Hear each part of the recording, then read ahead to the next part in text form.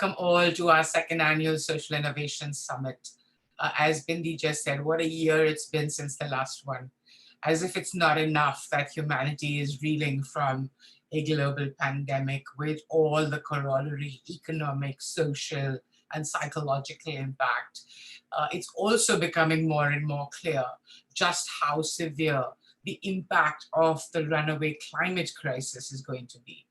And then depending on where you are, you're also confronting one or more ways in which democracy is being subverted and repression intensified. In the face of all this, you might well ask, why convene to discuss innovation and technology when we're facing existential threats? Three lessons we've all learned, I think, during this period of extreme disruption are the following. One, that our capacity to cope and to adapt is to a large extent determined by our access to technology. Those nonprofits, as Bindi just pointed out, who have adopted digital and online modes of operating have been able to quickly respond to serve the needs of both their constituents as well as their staff and maintain or even grow their operations. The second lesson we've learned is we saw in really stark detail the consequences of the gaps in hardware, in software, in training, even in basic connectivity or power supply, and how these gaps have sharply exacerbated all of our pre-existing inequalities. Which children could continue to learn and which children found themselves shut out. Which women subject to violence could access relief, which were locked in with their perpetrators. Which communities could even get basic information on how to stay safe or get tested or access treatment, and which were left to the mercies of the pandemic. Which NGOs could raise resources online, which found themselves paralyzed. For whom was working from home a feasible option? Whose wealth skyrocketed? Whose incomes were virtually unaffected? And who was rendered destitute? The third clear message that the pandemic and its aftermath taught us was the incredible potential offered by technologies of various kinds.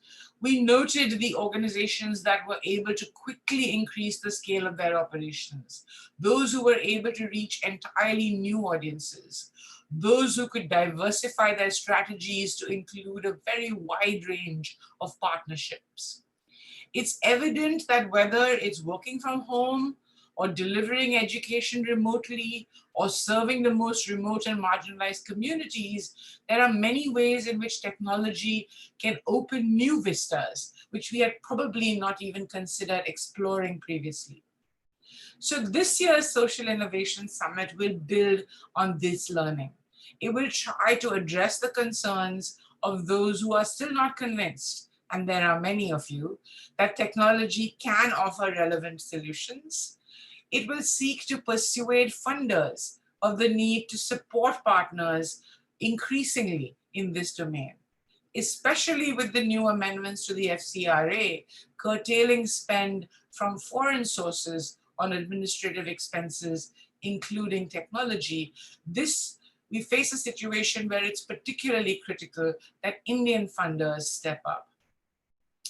And that not only we seek funding for our individual organizations, but that we seek collaborative open source solutions. SIS this year will showcase the wide range of available solutions for every aspect of nonprofit operations. We hope it will allow developers, service providers, potential users, and funders to find each other and forge new relationships and partnerships. We hope it will provide spaces for collective deliberation and for co-creation so that we can truly build back better instead of going back to business as usual.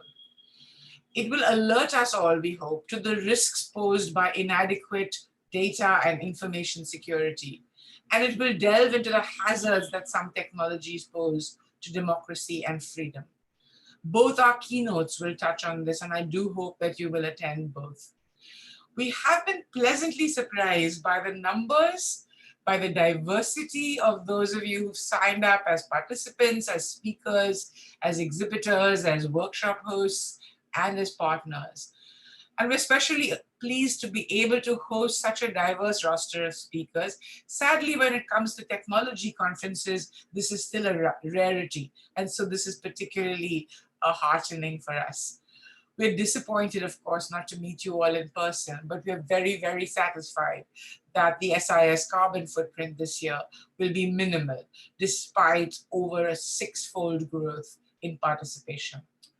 We're profoundly grateful to our outstanding keynote speakers in particular, and we're looking forward to 2 days of engaging, stimulating, illuminating interaction.